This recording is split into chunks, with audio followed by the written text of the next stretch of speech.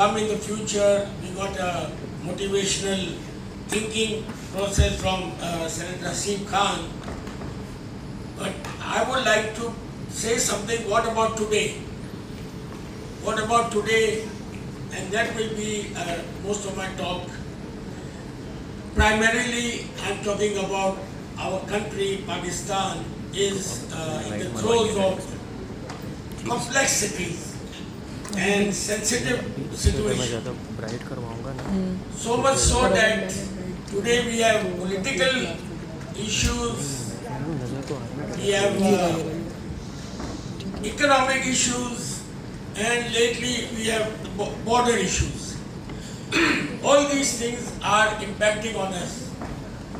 And when they're impacting on us, along with the long-term crisis and multiple crises we have gone through, and the issues we have gone through, so where do we stand today? Is it, as Senator Aziz said, he will get the vice chancellors and the politicians. But in my opinion, it is into all of us to try to get out of this adverse situation. It is not necessarily one or two professions who can solve the problem. What is it happening today? I'm an industrialist, businessman, and we see a lot of unemployment. We see factories being closed. We are seeing inflation push poverty. And when those who are working are being impacted, what about the vulnerable sectors of society, like women, youth, and people with disabilities? What about them? So it is not a one-man show or a few people doing it. It's a collective thing. And that's where I would like to talk about the Employees Federation of Pakistan. I've been the president. I'm right now the senior most member there. We today stand strong because we have taken initiatives that I will talk to you about that may at least be a step forward in resolving some issues. Let's take the case of the people with disabilities. Dr. Saab gave me an idea of what will come tomorrow, and inshallah there will be less disabled people. There will be people who can see their arms coming back, their legs coming back. But what about today? Will all this come into Pakistan tomorrow? No. But then what do we do about people with disabilities? They are those who have passion. They want to do something. And today you have seen many do it. So we have come up with a Pakistan Business Disability Network. We are trying to develop a database. We are trying to get people by creating awareness that a disabled person is not a liability. We are trying to sensitize people. We are working with employers, and I've been saying that how they include disabled people in their workforce should be a key performance indicator for all the companies. It is very important. So, what have we done? We have done it in a collective way, globally and locally. We are getting people together. We are telling our companies, industries, service sector, public or private, that they must initiate a process in their own organizations to at least start with 2% and bring it to 5% others. There are many jobs that a person with a disability can do it. And you saw the AI. The artificial intelligence means that a person can even sit anywhere and do the job. And being disabled does not mean that the brain is damaged. I will give you a couple of examples. But what we have done is, we have to now go full force. And even academia should help us. They should make sure. I'm sure universities have people with disabilities. We have seen them. And they graduate. Most of them work. Pakistan is already accused of having too many beggars here and sending them abroad. Why should they beg? Just because they have an issue with their physical or otherwise. So give them a chance. And we want to give them a chance. We want to give everyone a chance that yes, they can work, they can become entrepreneurs, they can help Pakistan, what Dr. Saab said. Who knows? The Nobel Prize winner may be one person with disability. One sense goes,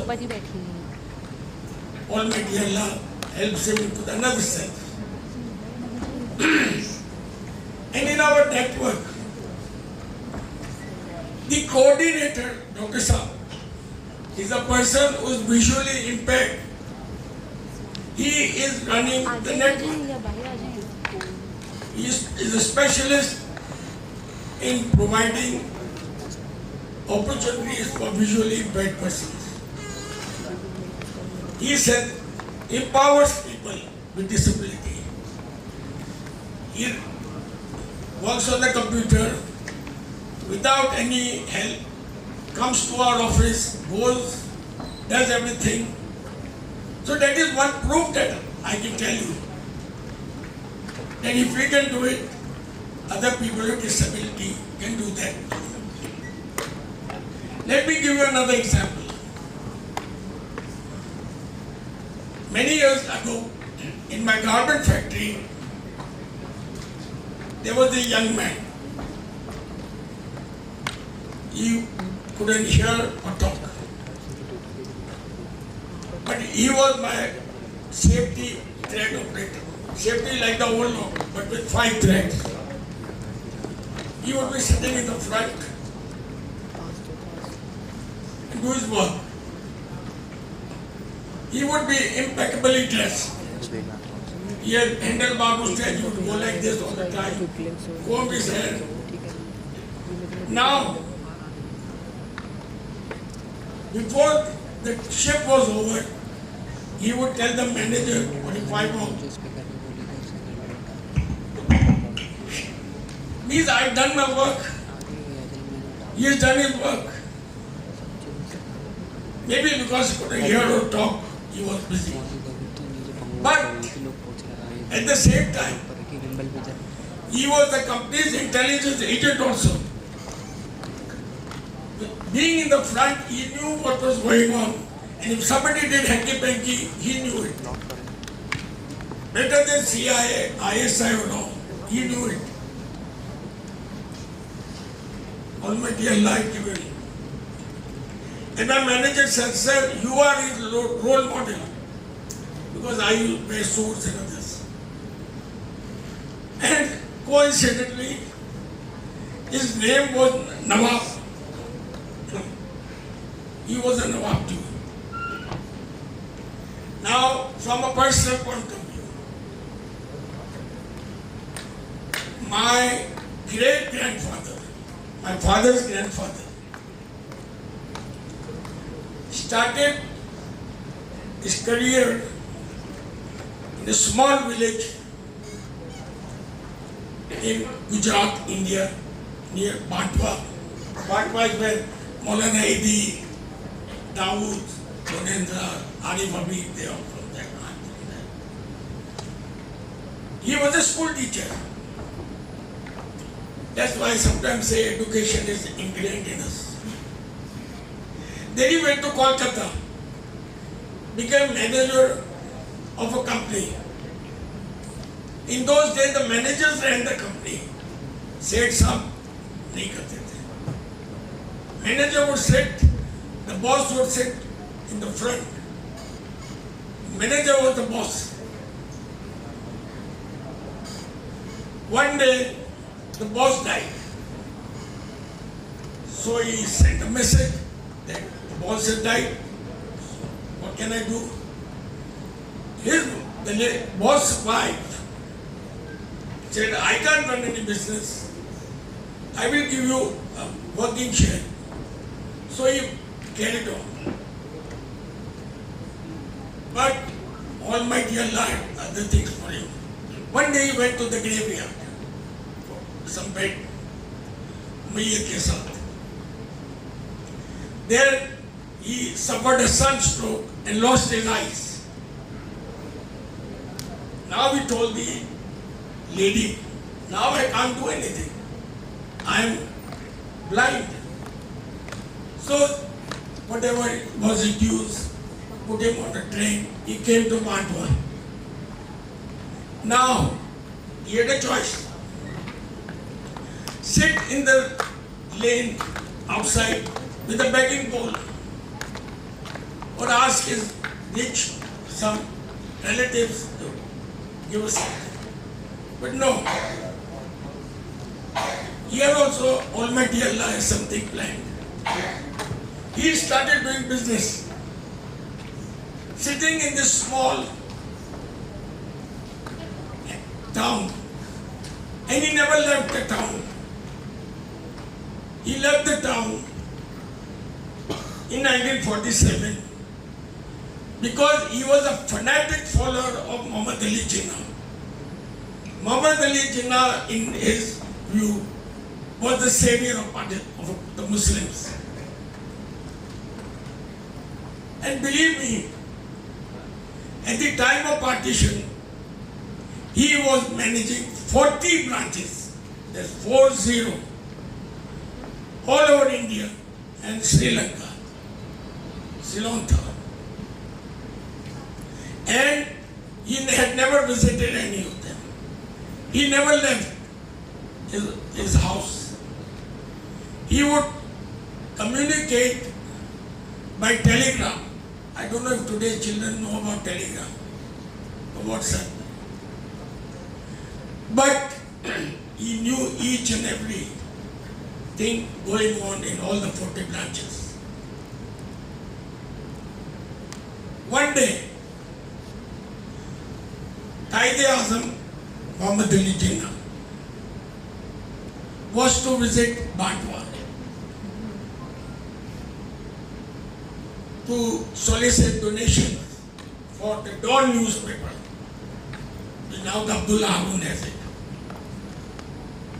Now the big thing,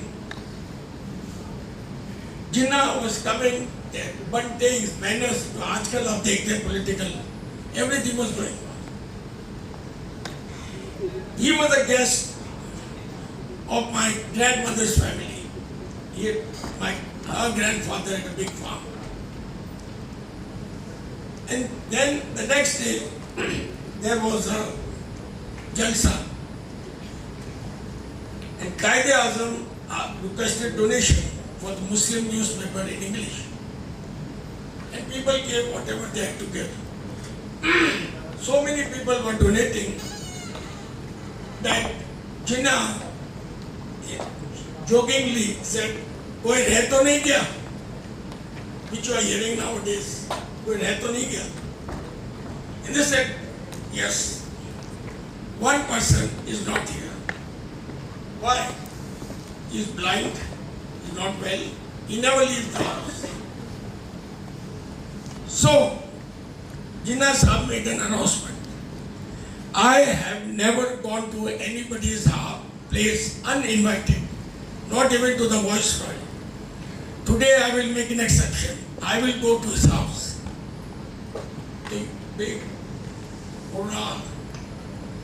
So now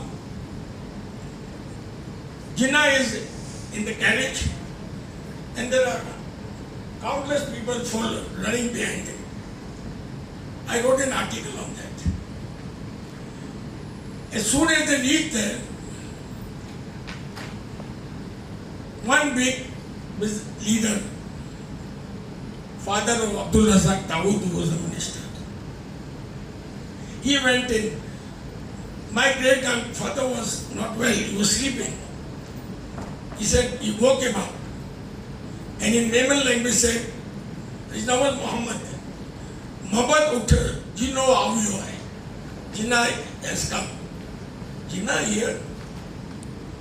Now, another this big, well-known person is on the ground. Jinnah, my great-grandfather puts his leg on his thighs and standing at the door, Jinnah Sahab was now watching with amusement. Two business tycoons, so simple.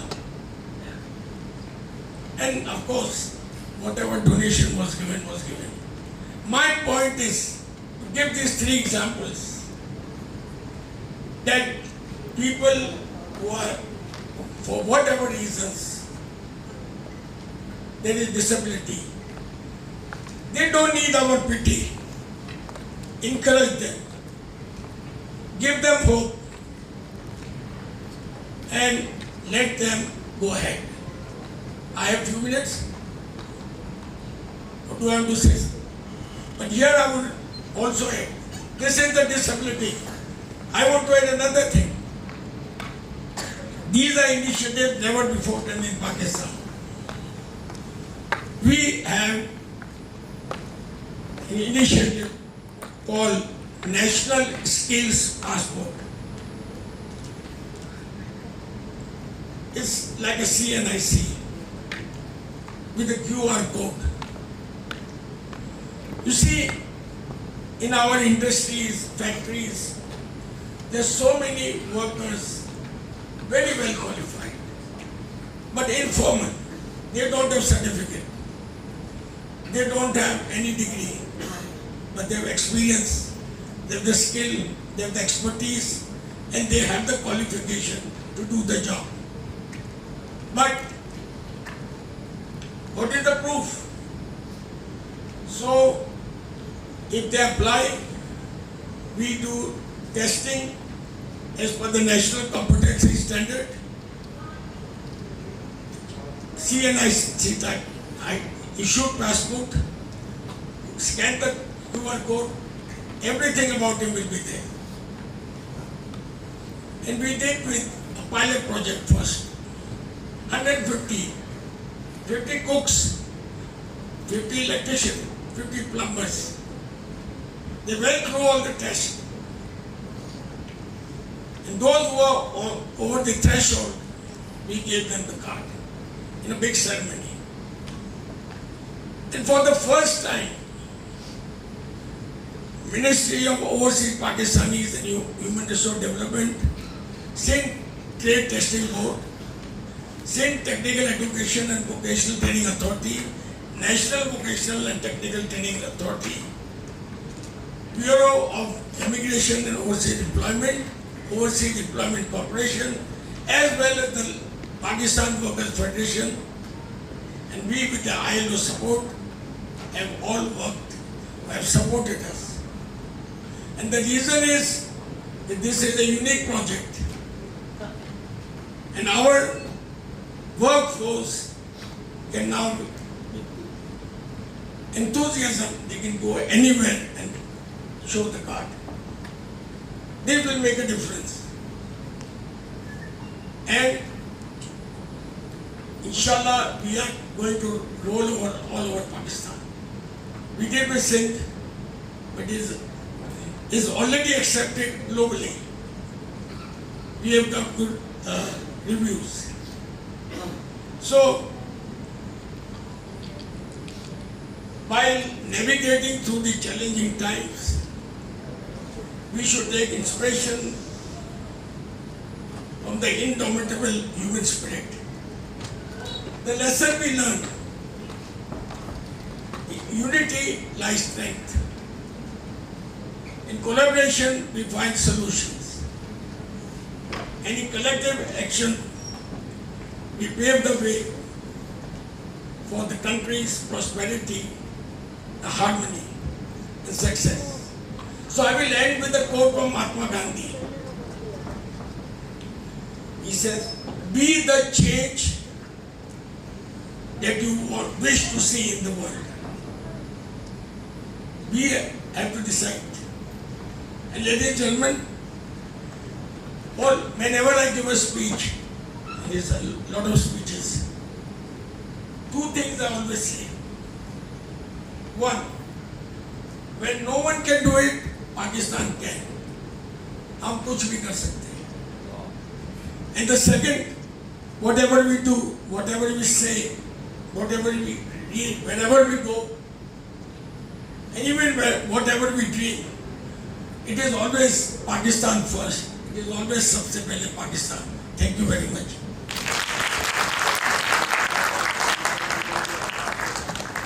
Powerful statement and such a beautiful concept of inclusive society. The concept of National Skills Passport is simply amazing. Already looking forward to it. Sir, thank you so much for it.